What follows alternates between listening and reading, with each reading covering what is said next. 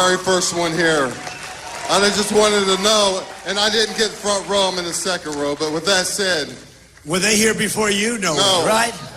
That's pretty good. I would love to get a picture with you before I leave today. I'll do that. Thank you. Okay, thank you. Go ahead, right over here. Hi, I'm Robin from Cincinnati Soldiers Support, and I have a very special person here with us today, Mr. Keith Maupin, and I think everybody in this room knows who Mr. Maupin is. Where? Mr. Keith Maupin. Keith, stand up. Hey, Keith! I'm going to let Keith ask the question. A lot of courage, right? Keith is a veteran, and his son was captured in Iraq, and he was killed. And Keith would like to ask you a question, because we all know that that you support our veterans, POWs, more than anybody by everyone far. else. Mr. McCain, he went through years of trying to get his son back. John McCain would not help him. We know that you would help our POWs. John McCain has not helped a lot of people like he should. That I can tell you. That's true. Go ahead. How are you doing? How are you? Sir. Nice to see you. Go ahead.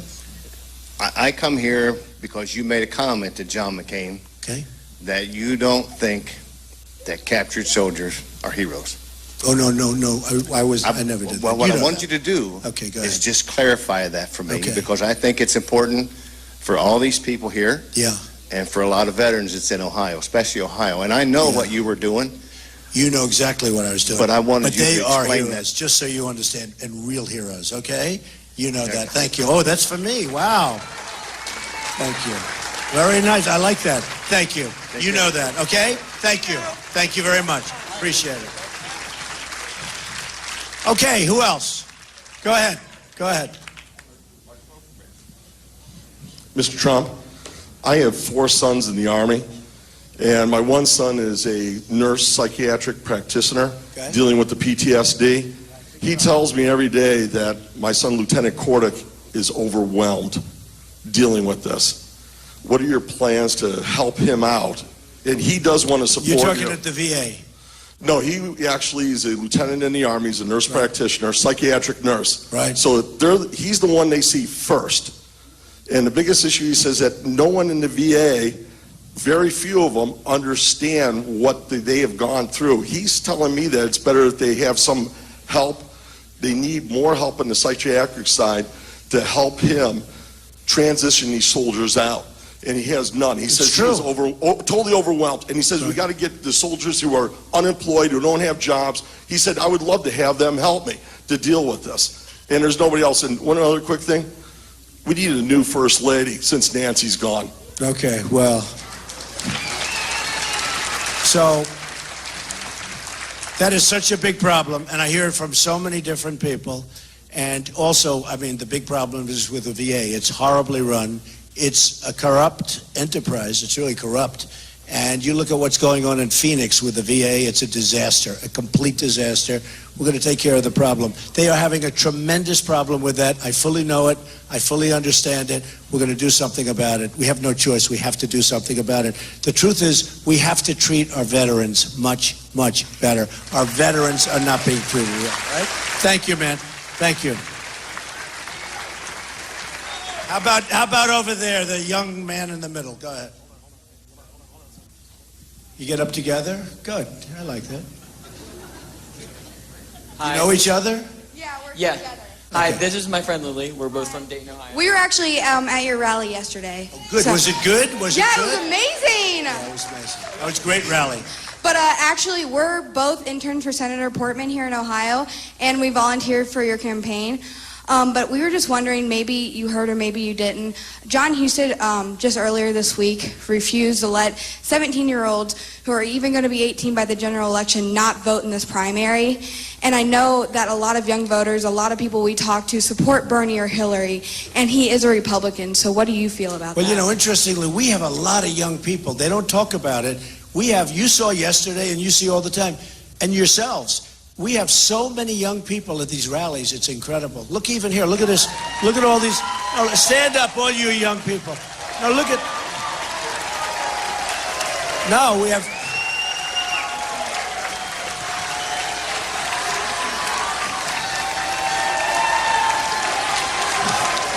I would bet you, and you know, I would seriously think we have as many young people, at least as Bernie. We have so many young people at our rallies, and it actually surprises me to a large extent. So you're talking about the 17. You're voting for Trump, right? You're okay with me. You are okay with me. You can vote for me anytime. So what's going to be the problem? Go ahead. No, I was just curious, is that even though he's a Republican, do you still support him with that? Or do you think that... Do I support? John Husted with his decision?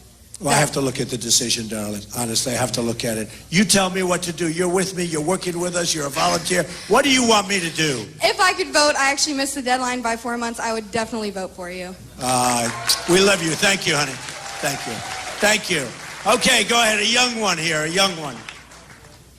You are young. How old are you? I'm a 7th grader. Wow, that's beautiful. So many young people. So many young people. Go ahead. I'd like to know what you would do for my education in the next 4 years.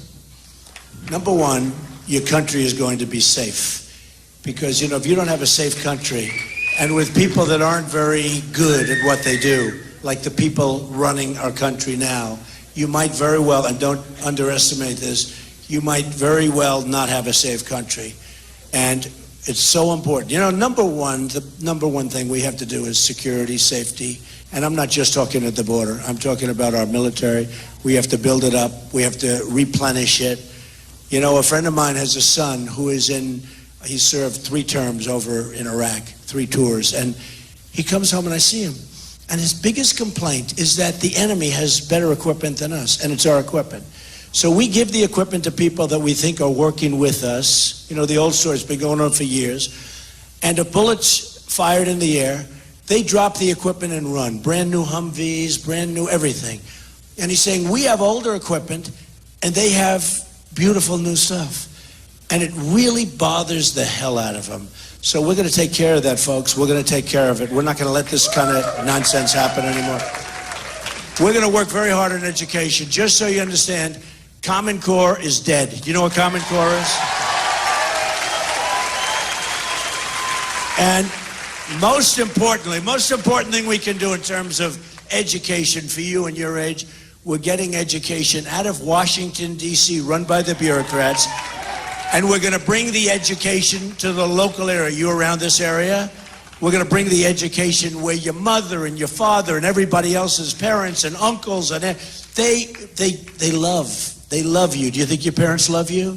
Huh? They run it with love, okay? In Washington, and look, not everybody's bad, but you basically have bureaucrats that want to make, you know, they get a lot of money, and they don't know what's going on in Cincinnati, and they don't know what's going on in Ohio.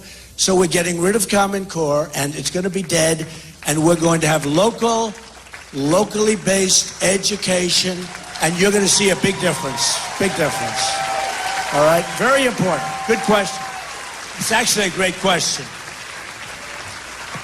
Okay, how about over here? What about you? Right there, red.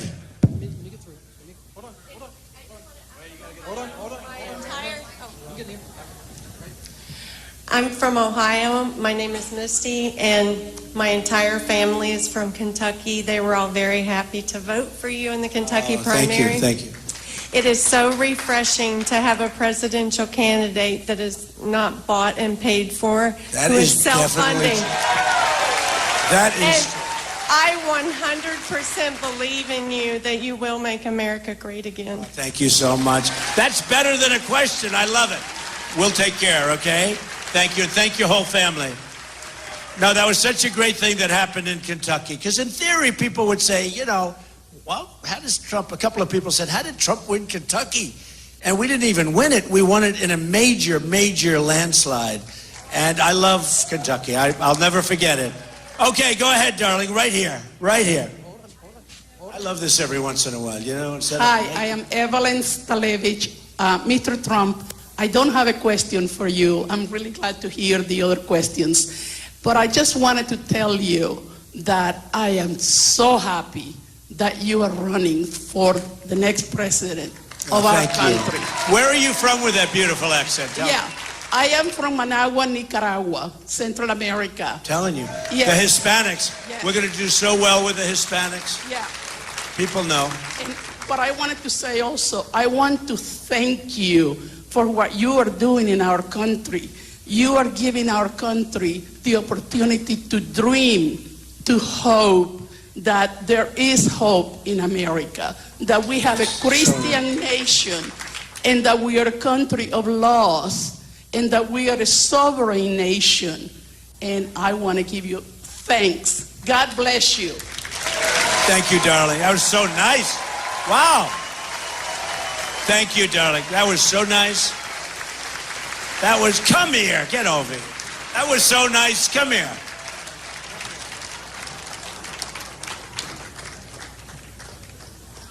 That was so nice.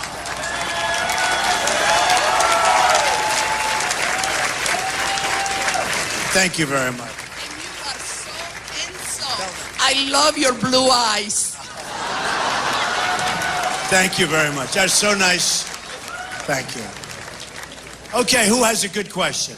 Who has a good one? Let's go, let's go. We got to go here. Go ahead, the big, strong guy here. Right here, I'm coming. You're bailing me in. Go ahead. Just got out of football practice. Hi, I'm Zach. I'm from Kentucky. I have one question. What day in office will you put Hillary in prison?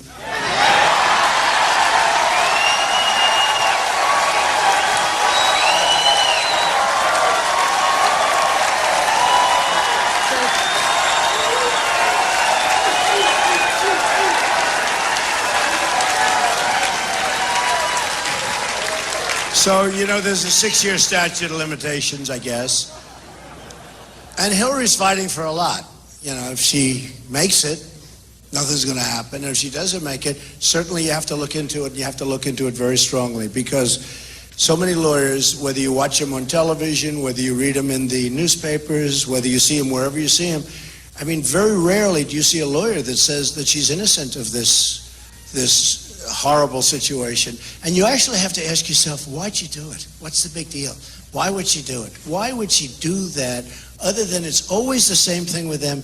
It's sneaking around the corner. It's sneaky, dirty stuff. It's gone on like that for years. It's gone on like that for years. So I will tell you, you know, number one, it's not me, but certainly people are going to look, and you know what? If there's anything wrong, and you have to do it, you have to do that. You have to do that, because so many people have asked me that same question, and you have no idea, and she's being protected. Look, let's face it. Look, it's not complicated. What she did, certainly to me, is certainly she broke the law. To me, what do I know? To me, she broke the law. And it looks so bad from the standpoint of the rest of the country, and even from the standpoint of all those people that did something much less. So many people did something much less. How do you think they feel? How do you think Petraeus feels? How do you think all these other people feel? And here she is, she's got a clear path to running for president. But you know what? The first thing I have to do with Hillary is beat her.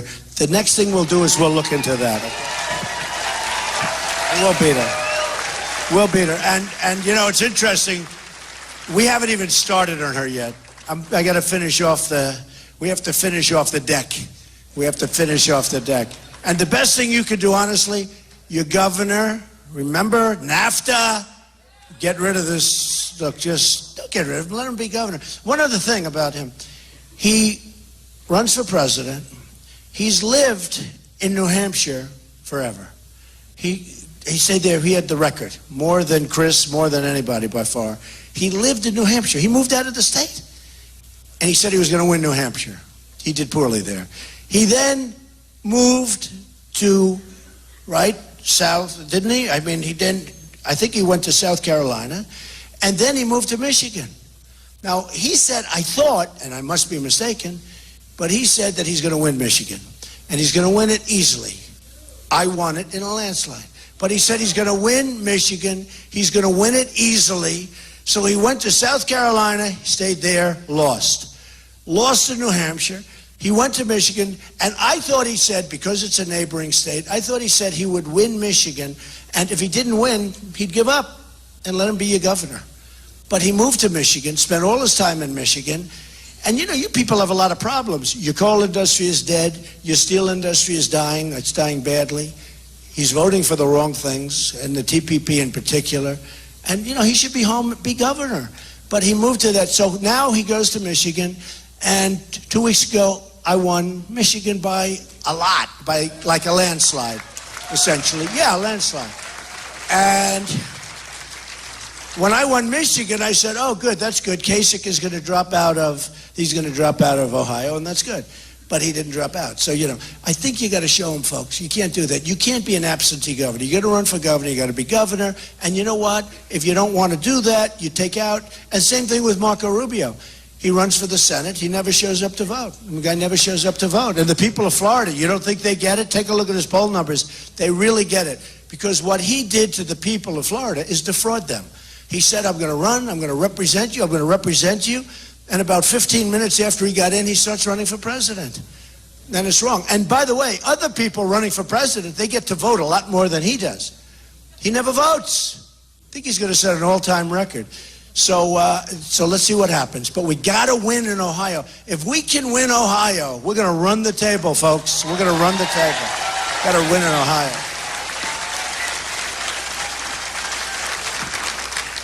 Go ahead. Give her that mic. You just shout it out. Go ahead. You got it. Yeah. Go ahead.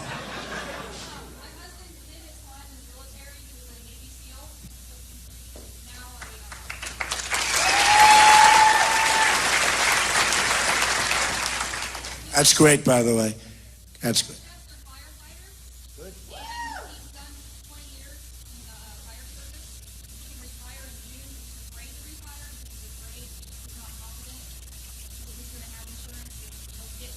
A lot of people are in that same. They want to retire. They're afraid that they're not going to have anything to go by. They think their insurance companies are going bust. They think a lot of problems. Look what's happened with the stock market going down. Did you get affected by that? By the stock market going down? In terms of values, you've been affected. A lot of people have been affected. So go ahead. What's your question? We're going to make this country so strong. We're not going to stand for losing $500 billion a year with China, for losing $58 billion with Mexico, for losing hundreds with Japan. We're going to make our country strong again. You know, our military, okay? Our military, everyone sees our military budget. They don't realize we take care of Germany. Nobody even probably knows that. We take care of Japan. Do you know that if we're attacked, we have a treaty with Japan. If we're attacked, Japan doesn't have to help us. If Japan gets attacked, we're in the Third World War. We have a new war going on, okay? Now, what kind of deals are these? What kind of deals? But we take care of Japan. We take care of South Korea. I love all these countries. I think it's great. Except we owe $19 trillion. Can't do it. We got to be, reasonable. We can't do it. So we're taking care of South Korea. When the maniac next door acts up, we start up those battleships, we start up those aircraft carriers, let's say, and we start up, our planes are flying. We spend millions and millions of dollars. They don't pay us. They pay us very little. In South Korea, and I love South Korea. I have buildings in South Korea. They're great people. We have a border in South Korea. We have 28,000 soldiers. What they pay us is peanuts. What Japan pays us is peanuts. So we protect the world. Saudi Arabia is the greatest of them all. So we protect Saudi Arabia. Until the oil went down, and now they're making half, which is still a lot. But until the oil went down, Saudi Arabia was making $1 billion a day, right? We protect them. We protect them. And we protect them for peanuts. So all of that stuff is going to change, folks. We're going to end up with a strong country again, a powerful country, and we're going to end up with a respected country again. Because we're not respected. We're not respected.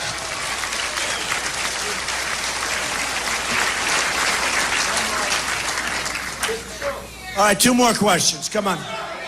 2 more questions. What's your question? Excuse me. My name's Roger. I'm here in Cincinnati. I'm also the CEO of the Motorcycle Rifle Association. And we've endorsed your We campaign. are going to save the Second Amendment, That's right. Roger. I got something for you. That's what I was asking about. Throw it. Throw it. Here you go. Yeah, give it to me. There you go. Whoops, sorry. Get me that card, would you please? Thank you. Get me the card. Thank you very much. Get me that That's card. what we're concerned about. So you endorsed me? Yes, sir, I we heard did. about we that. Endorsed. You heard about it. Yes, I we heard were, about it. we were actually Thank you. participating. I'm glad That's I told him to stand That's up. your membership card. A lifetime membership. I like it. I Good like deal. It. Good, thank you. And we're So covering good. a lot What's of the your motorcycle rallies right now for you. And that You was know, all it's a I funny wanted to thing. I don't get it, but I do get it. Do you know the motorcycle guys love Trump? Do you know that? Every place I go, right? And I'm not too much on the motorcycles, right? But every place I go, there's hundreds of guys with motorcycles, and they say, "We love you, Mr. Trump, we love you." You know what they love? They want to see a strong country. They want to see a strong military. They want to see a strong everything. They want infrastructure. They want our highways fixed. I mean, if I'm driving a motorcycle, I don't want to go over potholes, believe me, okay? Not good. But the motorcycle people love Donald Trump. Go ahead, darling. Go. Jerry's great. I know Jerry.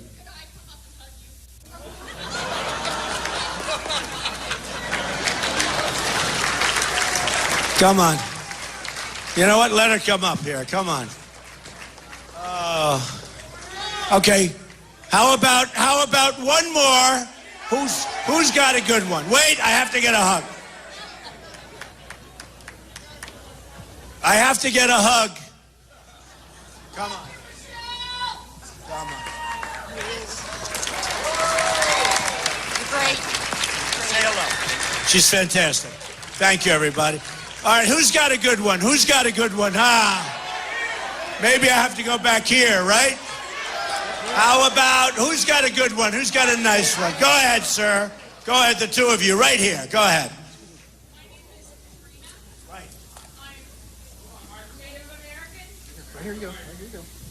My name is Katrina, and I'm Native American.